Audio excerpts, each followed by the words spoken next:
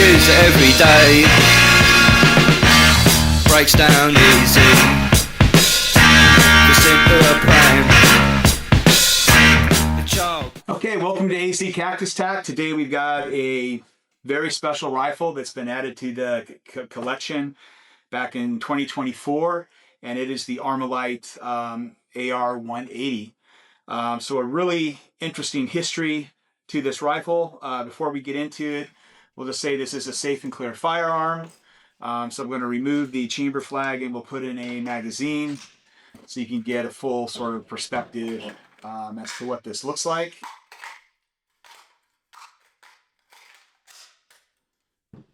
Okay, so the Armalite 18. Why did I pick this up? You know, I've been collecting sort of Cold War era battle rifles, and it's really funny because about 2 years ago, I said, you know, I had a Scar 17. I said, man, I'll never buy another like 7.62 380 rifle. I just don't need it. Now I'm like up to 4 of those things because I've sort of been collecting this Cold War era battle rifle, and I've never considered myself an AR-15 guy by any stretch of the imagination. Take these glasses off, they're probably reflecting the light. By any stretch of the imagination, but as I was sort of building the Cold War collection out, you know, that got me into an M1 Garand, and then I stretched into an M1 carbine because M1 carbines were still in use even in the Korean War. And then, of course, that got me into what the closest version that I could get to an M16, which is a Colt SP1. I'm really, I guess you could say, focused on the pre-ban era, pre-ban 1989. So I hadn't heard of the AR-180 or AR-18, and I can't even remember how I came about hearing about this, but it was sort of late last year, and I just went down this rat hole really quickly with this rifle. I just thought that the history of this rifle was so unique. It was so interesting, and we'll talk a little bit about that to a day. And ultimately, I said, you know, I think I have to pick it up. I think it adds to the collection. It adds to what I'm building. Technically, it's within the Cold War era. For those of you that may know, this rifle, probably one of the biggest icons of the Troubles, or the Irish Republican Army, the IRA. If you don't know anything about the Troubles or the IRA, it was basically the mid-80s through the mid-90s.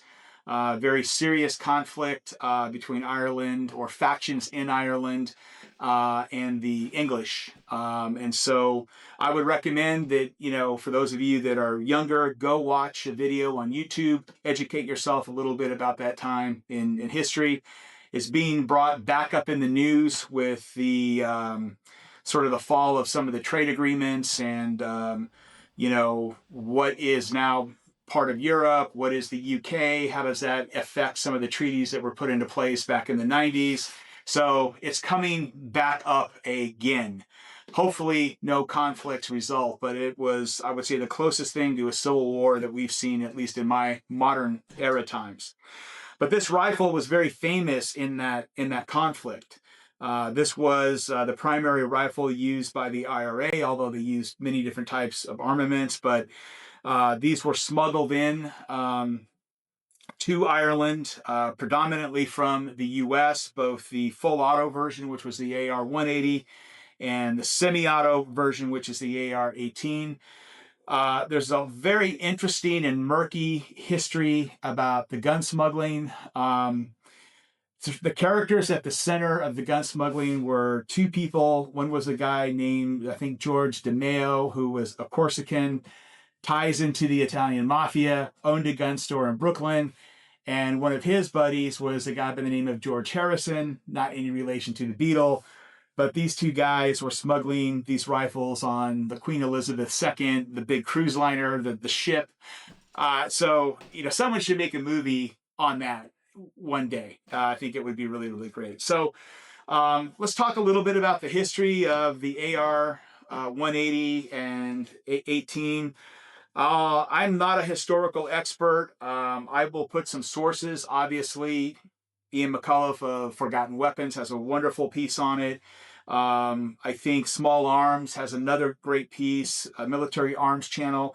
I'll list some sources and I would go there. I'll try to do my best at recapping, and I found a lot of conflicting information about this rifle, and that's why I went deeper in my research on it.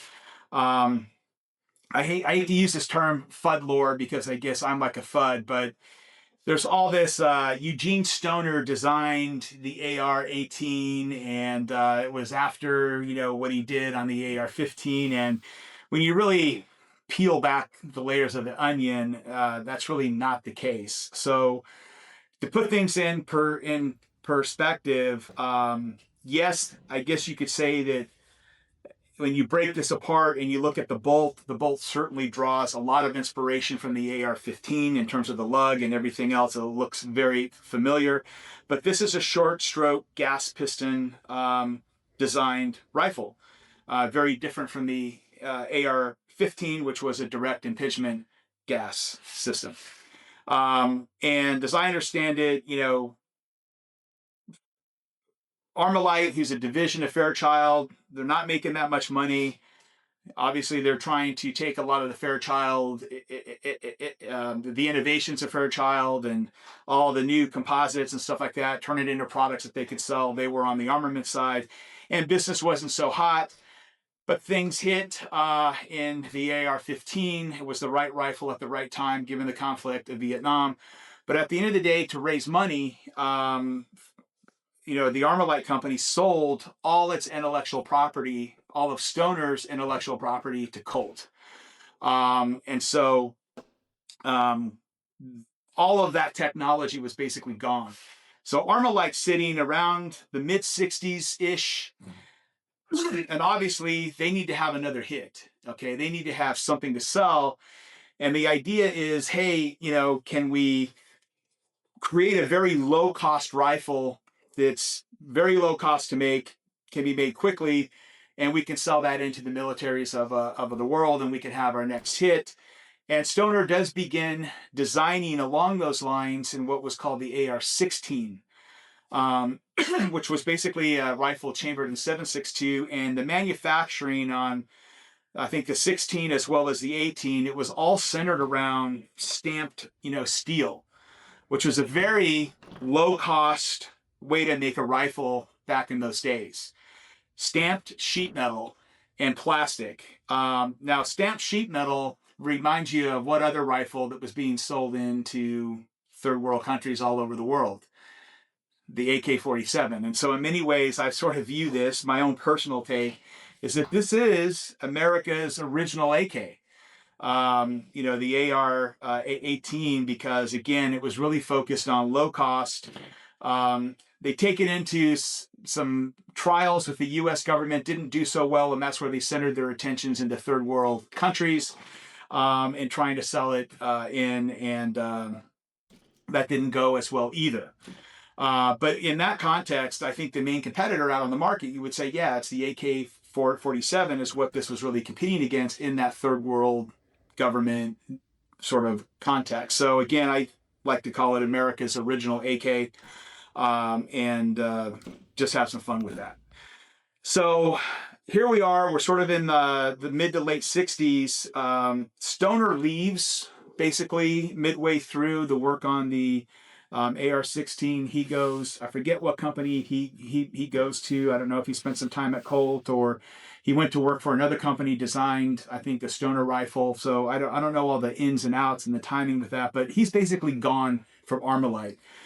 So Armalite still needs a product to sell, and a guy by the name of Arthur Miller takes Stoner's work.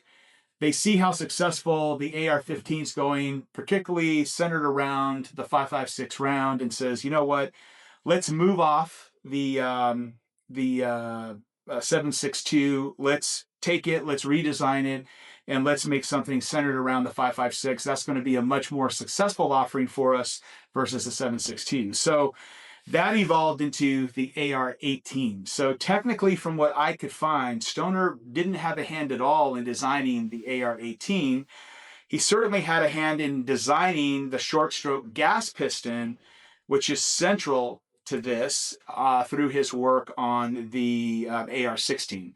So again, is there influence? Yes, but you hear a lot of, oh, Stoner designed the AR-18, and from what I could find, that wasn't the case. There's a lot of blurring there for sure, but wasn't necessarily the most accurate, case. So I'm sure some of you will have different opinions, but that's what I could find. So when you look at this rifle commercially, what is it really known for? And there's some really interesting things that I think sometimes this rifle doesn't get a lot of credit for. But, when you look at it, yes, it's stamped sheet metal, it's low cost, but it had a folding stock. And you have to put yourself in the context of the late 60s for a rifle to have a folding stock. That was pretty innovative, right? Very, very innovative. It was also designed with a built-in optics, system. And I actually put on this pick rail, and I'm having a hard time getting it off right now, so I'll leave that. But basically, it had this sort of wedge design that was molded right into the stamped steel, and it could mount an optic. And again, for a rifle to be built with the upper receiver ready to receive a optic, again, it's very innovative for its time. Very lightweight polymer, both on the hand guards, the stock, the pistol grip here. Again, using the polymer materials.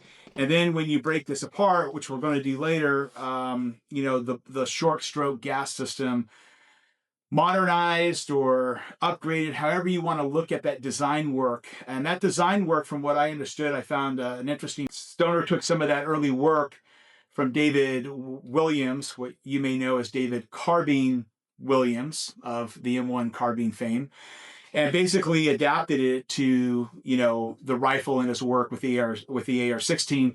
That work bled into the AR-18. It's a short stroke gas piston design. And of course, they couldn't use a direct impingement because that basically they sold that to a Colt.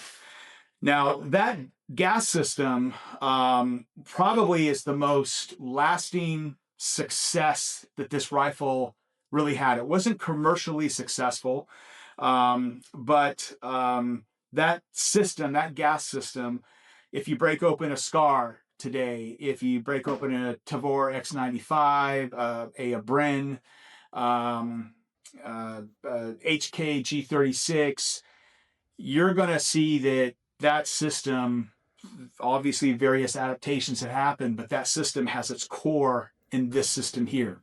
So again, its legacy is more in the operating system than anything else. And I don't know that a lot of people really recognize that around this particular rifle, that it did influence a lot of modern military rifles. So again, what we'll do is we'll sort of go through this. I'll give a top overview, and then what I need to do is I need to break it apart. I need to inspect it. I need to clean it because, I want to take it to the range and shoot it. And I want to have some fun with that. And we'll take it from there. I've got to field strip this thing. Again, magazine's out. Safe and clear firearm here. You can see that dust cover flips right up, and again, it's a stamped metal dust cover. All right, so let me just. I know this. I've got this camera pointed down here, but let me just go and share the trigger with you again. We'll just double check it. Yep. Okay. So it takes a lot to pull that trigger back. And the reset's it's pretty harsh, very distinct, snaps back in to your finger. So again, given its day, it's a functional trigger. I think by modern day standards, most would say it's not very good. Okay, so we've got to get this thing apart. It's really pretty similar to a current AR-15. You've got a pin back here. You have to break this apart, and you'll notice there are no pins, to pull your upper and your lower. So what you do, and you have to be careful because you guys will see that there's like two sort of rods here, each with a spring on it. And if you're not careful, these things will go shooting straight out. So you have to push this little thing in, and you got to bring this up. Okay, we got that. Now, these things tend to, yeah, really shoot out. So these are two rods that sort of hold the upper and the lower together. And then you've got, I would say, a very traditional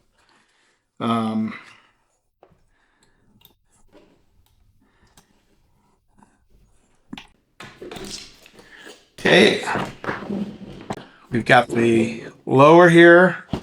And again, this looks like, I mean, pretty standard stuff, although this hammer looks again to be sort of stamped the way that everything else is. But it looks super clean.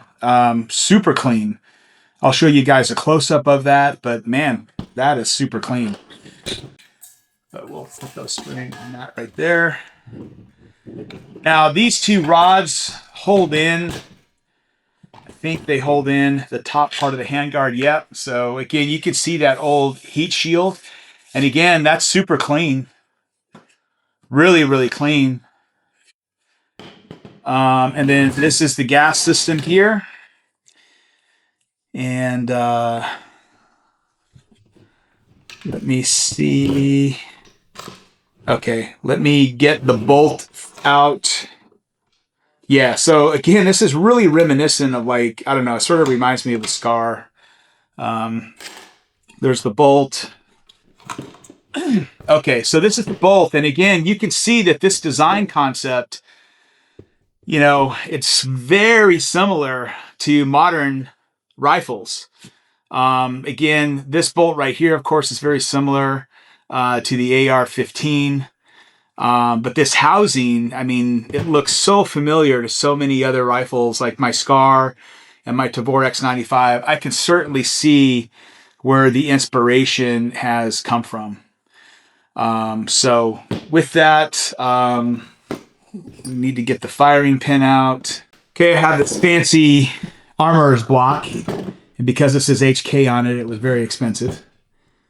But I think, let's see which way. Oh yeah, just, okay. All right, I think this thing's spring loaded, so I got to be a little bit careful here. Okay, well, don't want to lose that for sure. Oh, I had it on. I really should have held my hand back there, but hopefully it didn't spring out. So here's the. Okay, it's got some lubrication on it. Again, that's really pretty clean. And then we should be able to get this. What is this? The cam pin? Yeah. Okay, so super clean. Wow, super clean. Holy shit. There's not a speck of powder on this thing. And look how clean my hands are. So someone must have done a really good job cleaning this thing. But again, looks like an AR-15 bolt, except the only thing missing, of course, are the gas rings, because this is a piston design. And okay, this is really interesting. Very interesting. So the piston, this piston right here, would be hitting right here, but there are absolutely no marks on that. So now, has this gun ever been fired? There's some lubrication. I mean, it's spotless, and there's not a single mark where normally when that piston hits, you know, over time, you get some marking there. Wow. Okay. Now, how to take this thing apart.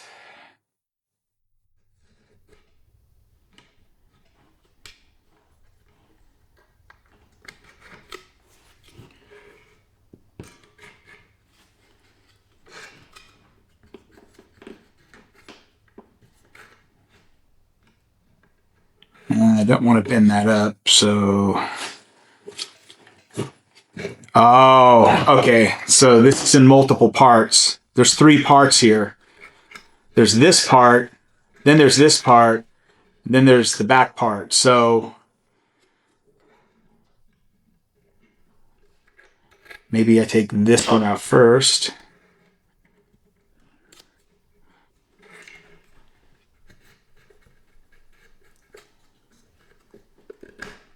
Okay, maybe, and does this one come out next? Then this one. Okay. I was just worried. I don't want to bend anything. And okay, I'm always bad at forgetting how shit goes back together. So I'm just going to keep this gas piston somewhat together, and I'll clean it sort of as its own piece. But okay, very little. I'm getting a little dirt down here, but there's a little bit of lubrication right there. I don't see any marring marks where that piston's going back and forth in on that.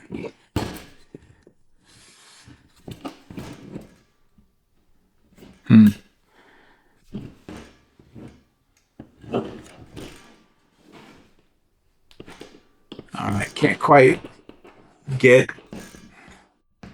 I think this bottom part of the handguard's in there pretty solid. I'm not going to, you know, again, I'm not super familiar with how to field strip this shit, so I'm sort of beyond my pay grade right now.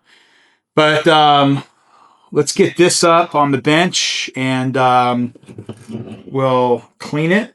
From what I can see here, rifling looks pretty good. Don't see any obstructions, which is positive. So we'll clean this thing, I guess. All right. Man, I can never get this pick rail off, but I guess I'll just leave that on. All right, so everything looks super clean to me.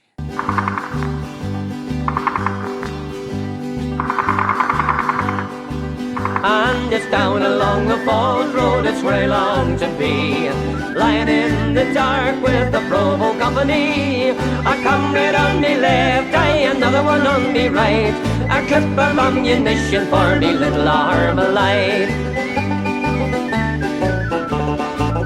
I was stopped by a soldier, he said you are a swine. He hit me with his rifle and he kicked me in the groin. I begged and I pleaded. Okay, apologies, my camera had cut out. I think maybe there's just a limit to how long you can record and then it stopped. We got everything put back together. We're just going to do a quick functions check. It's already 10 times smoother, so that feels really, really good. Yeah, that's looking good. Okay, let's see if the safety works. Yeah, safety works.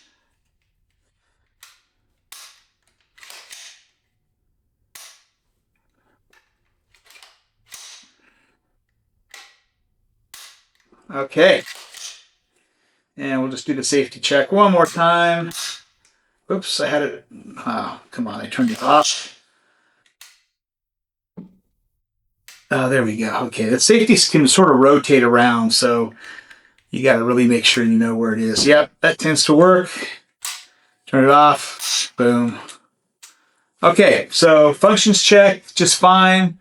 We're all good there. Rifle looked great. It was super clean. Overall, there were about, I think, 22,000 of these rifles made.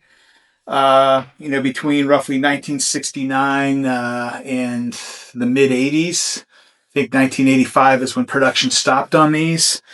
That sort of breaks down. I think Armalite actually did make some. They made about 4,000 from the research that I did, and of that 4,000, about 2,000 were the AR-180s, and 2,000 were the AR-18s. And then Howa did about 4,000, and then the Japanese government basically at some point in the mid 70s, they didn't want to sell to countries that were involved in wars. And I think the U.S. was still in Vietnam. So that deal came to an end. And then basically, I think it came to an end in 1970. I'm going to say 74, 75. And it, like, for the next 5 years, there was basically nothing going on. And then around 79, Sterling of England, Sterling Armaments, the deal was cut with them. And they basically produced rifles, through 1985, 1986, I think. And Sterling produced about 12,000 rifles. This rifle, based on the serial numbers and how Sterling was sort of doing their numbering, it looks like this one is around between 83 and 85. It's getting up there. And as I, doing the cleaning, I think this thing needed some maintenance. I felt on that rod, I could feel, ever so slightly and pulling off just a little light oxidation off of it. And so I think it was definitely time. I think this thing's probably been a safe clean. It was stored well. There's certainly no rust. I think we got to some of this stuff right before. But all in all, I'm really stoked to get this out to the range. So what I thought that we would do to make the range trip more interesting is, on another video, I did an unboxing of the Spark 2 Red Dot. I thought that we would basically look to mount this Red Dot. I think the look of the Spark, it's a little bit retro right here. And so what I'll do is I'll go ahead and mount this up and come back in just a few minutes, and then we'll close everything out. Okay, got a safe and clear firearm. Wrapping things up. Decided to install the Vortex Spark 2. This was an optic that an offer came through, I think, Black Friday of 2024 for $100. And I'm like, what the hell? I thought it sort of had a retro vibe to it. It has sort of this thick electronics component that sticks out, and sort of a thick battery knob. And it just sort of looked bulky and blocky and just sort of fit the look of the rifle. So I thought we'd try the Vortex Red Dot, see how we like it. And we'll report back from the range, and hopefully this thing will work, and we won't have any issues with it, but everything seems to function, check out. Remarkable shape. Let me take my glasses off here because I'm sure I'm reflecting the lights. Remarkable shape, very clean inside, no major issues that I could find, and really happy. So I think it's a cool rifle for the collection, and looking forward to taking it out and putting a couple of rounds through it. And with that being said, guys, thank you for joining me for this episode of On the Bench with the AR-180. So we'll see you at the range next time.